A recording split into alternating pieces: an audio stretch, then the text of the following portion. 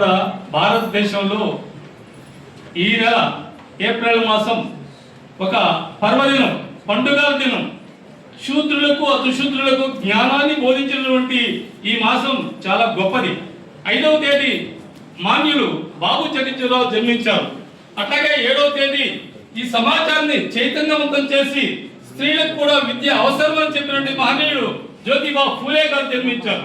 అట్లాగే 14 ప్రపంచ మేధావి ఈరోజు ఈ దేశానికి దిశ దశ చూపినటువంటి బాబాసాహెబ్ అంబేద్కర్ జన్మించారు.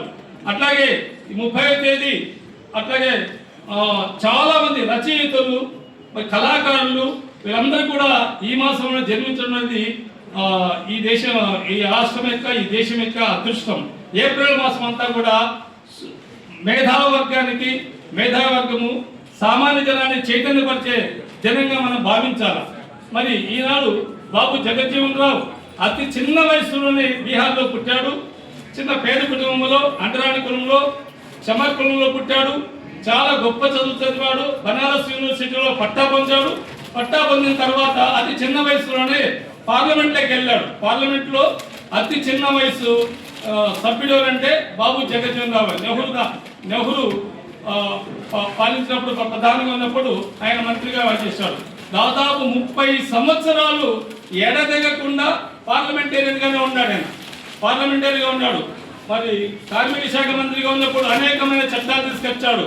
అట్లాగే వ్యవసాయ శాఖ మంత్రిగా ఉంటూ అప్పుడు 75 అనుకుంటా 74 కరువు ప్రాంతంగా ఉంటే మరి పంజాబ్లో వ్యవసాయం ప్రధానం కాబట్టి నూతన వంగడాలను ఇంట్రడ్యూస్ చేశారు. వరి కానీ మిగతా అనేక విషయాలు వ్యవసాయంలో ఒక తీవ్రమైన హరిత విప్లవాన్ని తీసుకొచ్చిన మహానుభావుడు బాబు జగజ్జీవనరావు గారు.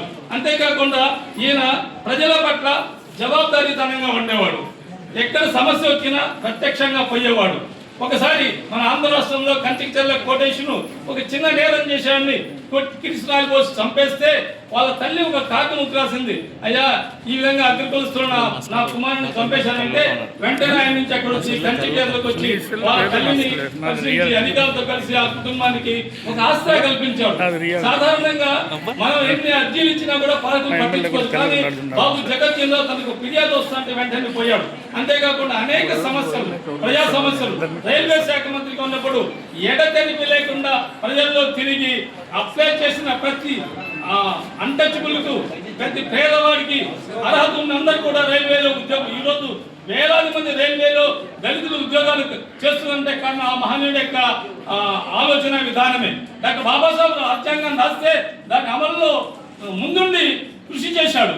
మరి అట్లాగే చాలా విషయాల్లో ఆయన పట్టుదలగా పనిచేసి ఈ దేశం యొక్క భవిష్యత్తును, దిశను, దశను మార్చిన మహనీయుడు. మనం ఆయన దగ్గర నేర్చుకోవాల్సింది ఒకటే, ప్రజా సమస్యలు పట్టించుకోవడంలో ఆయన రీతి, ఆయన విధానము చాలా గొప్పది. మరి అట్లాగే మనం కూడా ఉన్నత చదువులు చదివాము, అనేకమైన విధానంలో ఉన్నాము, కానీ pay back to the society లేదు మనకు.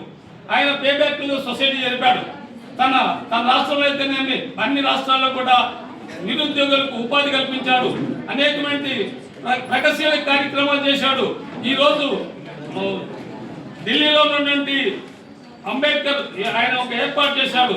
సమతా సైనికులు అయితేనేమి సమతా పార్టీని ఏర్పాటు చేశాడు. జనతా పార్టీ కాంగ్రెస్ నుంచి బయట వచ్చి జనతా పార్టీకి వచ్చిన తర్వాత ఆయనకు ఉప ప్రధానిగా కూడా ఆయన చేసి 2 సంవత్సరాలు చేశాడు. తన పదవీ కాలం అంతా కూడా ఆయన గౌరవ జాయింట్ కలెక్టర్ గారికి స్వాగతం, సుస్వాగతం.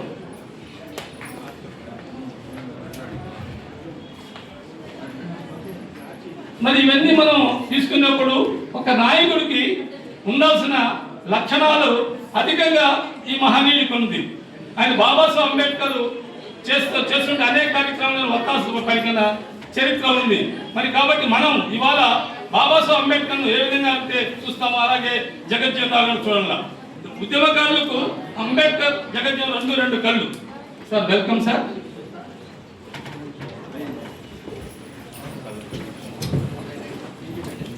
కార్యక్రమానికి చేసినటువంటి ముఖ్య అతిథి శ్రీ జేసీ సార్ గారిని సాధారణంగా వేదికపైకి ఆహ్వానిస్తున్నాం.